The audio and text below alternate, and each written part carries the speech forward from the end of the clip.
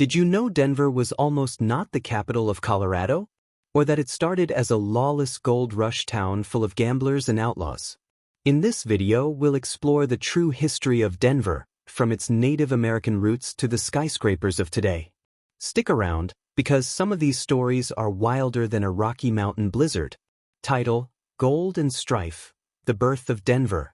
In the summer of 1858, the rugged Rocky Mountains hid a treasure that would forever alter the course of history: the discovery of gold.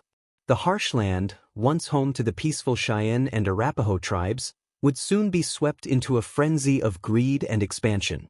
As prospectors from Lawrence, Kansas, staked their claim along the South Platte River, the fragile peace held by native nations was shattered. The first settlement, Montana City, flickered and faded into oblivion, abandoned by the rush of newcomers seeking fortune. But the heart of the gold fever beat on, shifting toward the growing towns of Auraria and St. Charles City. These settlements, built on stolen land, would eventually forge the foundation of what we now know as Denver, an empire born from the clash of cultures, dreams, and untold strife. Title: The Birth of Denver, A Clash of Ambitions and Betrayals. In the fall of 1858, the clash between dreams and betrayal took root along the South Platte River, where General William Larimer and Captain Jonathan Cox, two land speculators from eastern Kansas, staked a claim for a new town.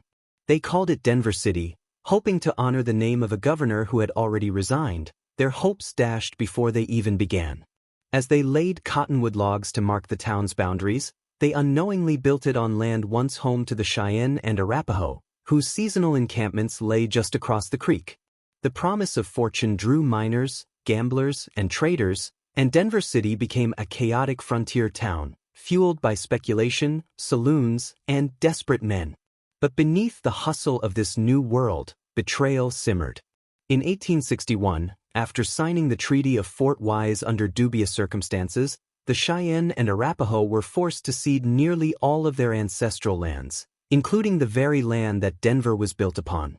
As the city grew, so did the tensions, as the indigenous people's resistance was dismissed by the government, and a new empire took root amid a web of lies, broken promises, and bloody history.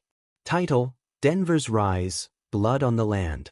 In the winter of 1861, as Denver City was born out of ambition and controversy, the Colorado Territory was officially carved from the wilderness. With Arapaho County's formation and Denver's rise to prominence, the town quickly became a symbol of progress and power. Yet, beneath its bustling streets and promises of a bright future, the land was soaked in the blood of betrayal. The Cheyenne and Arapaho, whose very souls had once anchored the land, found themselves betrayed by the Treaty of Fort Wise and the ruthless encroachment of settlers. The harsh Colorado War of 1864 and 1865, crowned by the infamous Sand Creek Massacre, ignited a brutal struggle that saw innocent lives lost and the indigenous peoples crushed. By the end of the 1860s, the Cheyenne and Arapaho were displaced, their voices silenced, and the land was stripped from them. As Denver solidified its place in history, a darker story remained hidden, one of genocide, broken treaties, and a city built atop a foundation of tragedy. Title: Denver's Struggle, Rails, Riches, and Rebellion. In the 1870s, Denver's future hung in the balance. The promise of prosperity was threatened when the Transcontinental Railroad bypassed the city, instead choosing to link with Cheyenne City. But the resilient citizens of Denver, led by ambitious visionaries like Governor John Evans and entrepreneurs David Moffett and Walter Cheesman, refused to be defeated. In a remarkable feat, they raised $300,000 in just 3 days, rallying behind the vision of a railroad that would forever connect the young city to the rest of the nation. By June 24, 1870, the Denver Pacific completed its link to the Transcontinental Railroad, ushering in a new age of economic prosperity and growth. But as the city flourished, the rapid expansion sowed its own seeds of discord. The elite built mansions and theaters, while crime, poverty, and bigotry festered in the shadows. A growing immigrant population clashed with entrenched social structures, fueling racial tensions and political unrest. The silver crash of 1893 rocked Denver's economic foundations, and the subsequent rise of the Ku Klux Klan in the city's urban streets echoed the unease of a nation struggling with change.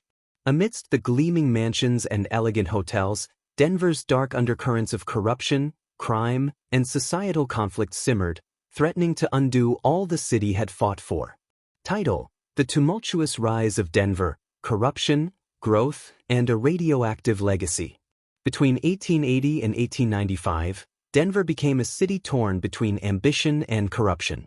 Crime bosses like Soapy Smith thrived, their alliances with elected officials and the police securing control over elections, gambling, and illicit activities.